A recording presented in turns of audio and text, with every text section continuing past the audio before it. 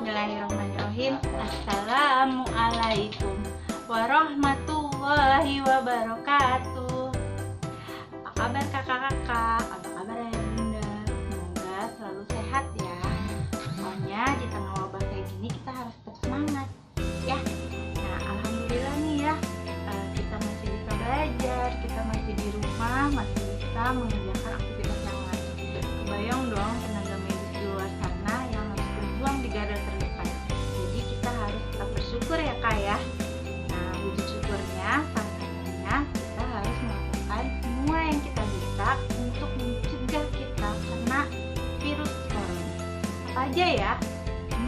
Betul, kita bisa dengan selalu mencuci tangan dengan sabun, atau kalau tidak bisa ditemukan sabun, dengan hand sanitizer. Terus jangan lupa selalu minum air putih ya kak ya, minimal 8 gelas satu hari. Nah, sekarang pembelajaran kita kali ini kita mau bahas yang kemarin G-Form Bu Santi kasih ya. Check this out ya, semangat!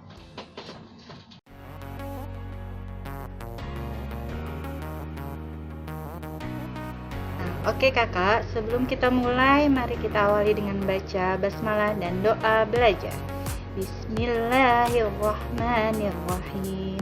Rabbi zidni ilma warzuqni fahma. Ya Allah, grant me knowledge and intelligence. Amin. Oke, kita mulai ya. Ini adalah tugas IPA yang kemarin, tugas IPA 1. Oke, kita lihat nomor 1. Lihatlah gambar berikut. Perpindahan panas yang terjadi pada gambar ini terjadi secara apa ya? Nah, kakak lihat, kalau ini berarti semuanya ikut mengalir di dalamnya. Jadi perpindahan panas seperti ini disebut konveksi. Good. Kalau konduksi gimana? Kalau konduksi contohnya di sini ada sendok. Nah, sendoknya ikut panas, itu konduksi. Kalau radiasi, mungkin kakak berdiri di sini nih, terus ikut merasa hangat ketika tangannya didekatkan. Nah, itu namanya radiasi. Revolusi itu jebakan. Oke, paham? Lanjut ke nomor 2. Sendi yang ada pada leher, sendi apa kak? Pasti tahu semuanya, yaitu sendi putar. Sendi putar gerakannya bagaimana? Memutar. Kalau engsel di mana? Good. Engsel ada di siku di tangan dan di kaki kita atau di dengkul ya kak ya. Kalau peluru ada di bahu dan lengan atas, kemudian ada juga yang di paha dan panggul. Pelana ada di jari-jari. Next. Oke, sebentar. Perhatikan pernyataan berikut. Kita lihat langkah okulasi yang tepat. Yang mana? Oh, kalau okulasi itu kan namanya menempel. Jadi pertama kita siapkan dulu bidang, yaitu dengan cara apa? Kita iris kulit batang yang akan ditempel. Kemudian nanti kita iris kulit batang yang memiliki tunas. Jadi memang ada 2 pohon yang berbeda ya kak. Nah, ini yang pohon ini yang nomor 3 ini adalah satu pohon ya yang akan kita tempeli. Kemudian ini adalah pohon yang memiliki tunas. Nah, nanti yang tunasnya itu kita iris juga. Kemudian irisan tadi ya, irisan tunasnya yang pohon kedua kita tempel ke pohon pertama. Baru kita ikat dengan plastik ya. Itu adalah cara okulasi atau menempel. Nomor 4, alasan digunakan plastik untuk bahan ember. Wah, ini mudah sekali ya. Plastik itu kenapa sih? Oh, karena dia kedap air dan karena dia ringan. Kebayang dong kalau ember kita terbuat dari baja misalnya, berat ya. Atau mungkin dari kertas, ya nanti nggak kedap air, yang ada nanti malah rusak, nggak bisa buat kita misalnya mau nimba air atau mengangkat air, kan kak? Next. Nah, ayo, inget nggak ini tanaman apa? Ini adalah tanaman Venus. Adaptasinya bagaimana ya? Ingat ya, Venus itu adalah tanaman insektivora. Apa sih insektivora? Insek aja artinya serang enggak? Berarti adalah dia tanaman yang memakan serang. Jadi jawaban yang tepat adalah dia pemakan serang. Nah, ini juga udah sering keluar ya. Pertama ada air kapur, kemudian ada sedotan. Nah, kita tiup nih. Ketika kita tiup, ternyata yang terjadi adalah air kapur tadi menjadi keruh. Nah, percobaan ini membuktikan bahwa udara pernafasan menghasilkan apa? Ya apa? Good job. Yang benar adalah karbon dioksida. Nah, ini kita pernah ya ada di TTS, benda langit yang terdiri dari gas dan debu. Sebenarnya dia punya nama terkenal tuh. Nama terkenalnya adalah bintang berekor. Kita sebut komet ya. Sebentar, ada iklan. Hey. Next, nomor 8. Perubahan wujud membeku dimanfaatkan dalam kegiatan apa? Wah, banyak nih. Nah, yang paling tepat adalah memasak agar-agar. Kalau menjemur ikan asin, masih ingat apa? Menguap. Kalau memanaskan mentega di wajan apa kak? Good job. Yaitu mencair atau meleleh. Kalau membuat minyak kayu putih, ya, dia adalah dengan cara mengembun. Nah, ini pas banget nih yang terjadi sekarang. Virus corona menyerang sistem pernapasan manusia. Lalu salah satu cara yang kita harus lakukan nih untuk supaya sistem pernapasan kita kuat dari corona, apa ya? Menerapkan pola makan teratur? Oh, itu sistem pencernaan. Tidak makan makanan berlemak, itu untuk kesehatan jantung atau sistem apakah kalau jantung? Sistem peredaran darah. Lockdown diri selamanya, aduh, kayak apa rasanya ya? Jadi yang paling tepat adalah memakai masker saat bepergian. Good job.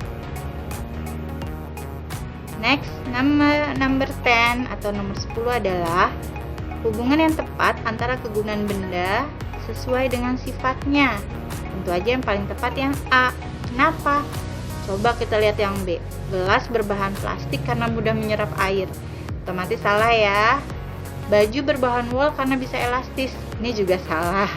Tisu baik digunakan untuk membersih karena kuat. Nah, kita tahu ya tisu itu tidak kuat. Jadi yang paling tepat adalah jas hujan kita pakai karena dia kedap air, makanya kita pakai berbahan plastik.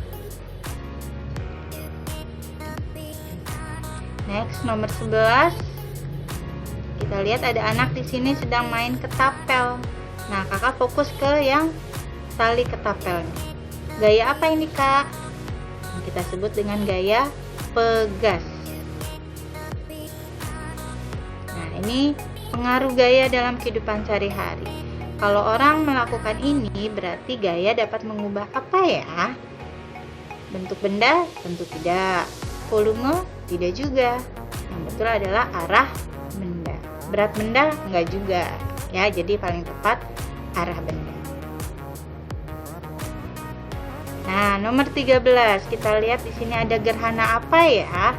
Kalau matahari, bumi, dan terakhirnya bulan, berarti gerhana apa? Yo, fokus ke sini, yaitu gerhana bulan.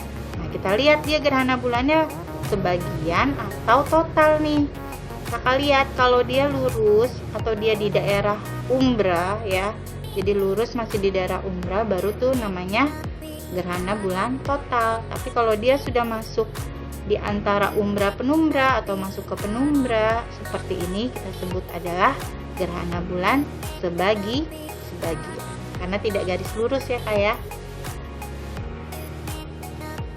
Nah, di bawah ini kegiatan yang membutuhkan gaya lebih besar yang mana ya? Kita lihat. Oh, di sini dia masih ada bantuan pesawat sederhana, yaitu roda. Di sini ada juga bantuan pesawat sederhana, yaitu katrol. Di opsi 4 juga ada, yaitu bidang miring. Jadi yang paling membutuhkan gaya besar adalah dia. Karena apa? Di opsi 2 ini dia tidak pakai pesawat sederhana. Nah, next. Fungsi bagian jantung yang ditunjuk oleh nomor 6. Kita lihat. Ingat ya kan, nomor 6. Berarti ini apa ya namanya ya? Serambi apa? Serambi kiri. Kalau kiri kayak apa yo? Good job. Kayak dengan oksigen. Berarti kalau serambi itu kan menerima darah. Nah, menerima darahnya dari mana? Nomor 2 adalah paru-paru. Jadi darah dari paru-paru sudah bersih ya, kan sudah habis dicuci. Nah, baru dialirkan ke serambi kiri. Ya, jadi fungsi yang nomor 6 adalah menerima darah kaya oksigen dari paru-paru. Good. Ini pernah keluar nih Kak ya. Waktu kita tryout masih ingat kan? Pencernaan yang secara mekanik dan kimiawi terjadi di mana aja? Good, di mulut dan di lambung. Kalau mulut kimiawi dengan enzim apa Kak? Ya, enzim petialin yang mengubah zat tepung menjadi zat gula. Kalau di lambung, enzimnya banyak ya, atau kita sebutnya lapar ya. L-nya lambung, A-nya asam klorida yang membunuh kuman. Kemudian PE-nya pepsin. Pepsin itu apa Kak? Mengubah protein menjadi pepton. R-nya renin, mengendapkan susu dari kasein ya. Nah, kalau secara mekaniknya gimana? Kalau mulut kita punya gigi, di lambung punya dinding-dinding lambung. Oke, jadi ingat lagi kan? Nomor 17. Nah, ini pemanfaatan bunyi pantul. Masih ingat ya?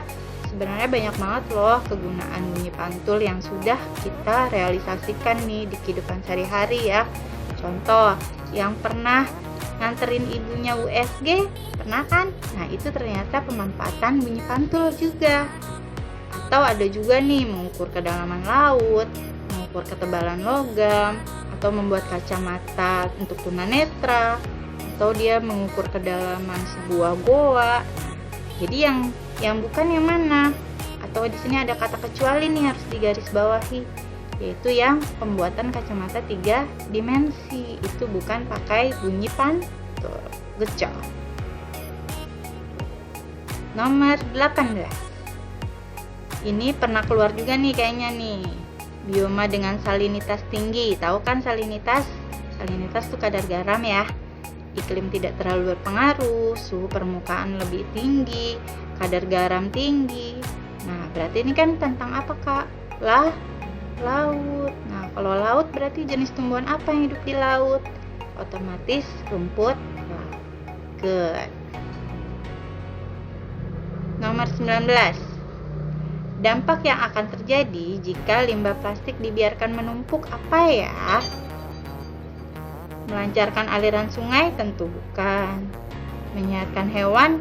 Enggak lah ya, yang ada hewan malah pada mati. Melancarkan resapan air tanah juga bukan. Jadi yang paling tepat adalah tercemarnya tanah, air tanah, dan makhluk bawah tanah. Yeay, kita sudah di nomor terakhir. Ini semua pasti benar. Fungsi insang pada ikan untuk bernapas. Kalau bergerak ikan pakai apa? Good, pakai sirip. Kalau keseimbangan apa sih organ manusia atau tubuh di hewan yang untuk keseimbangan itu? Ekor. Alhamdulillah sudah selesai. Hari ini kita fokus membahas ini dulu. Dan kakak jangan lupa tadi pesan Bu Santi ya. Pokoknya kakak harus cuci tangan. Pokoknya cuci tangannya pakai sabun. Kemudian minum air putihnya jangan lupa minimal 8 gelas. Kalau bisa airnya air hangat. Oke. Sampai sini dulu. Kalau ada pertanyaan boleh japri Bu Santi di WA. Kita akhiri dengan baca hamdalah. Alhamdulillahirabbil alamin. Assalamualaikum warahmatullahi wabarakatuh. Semangat kakak, tetap di rumah tapi tetap bahagia.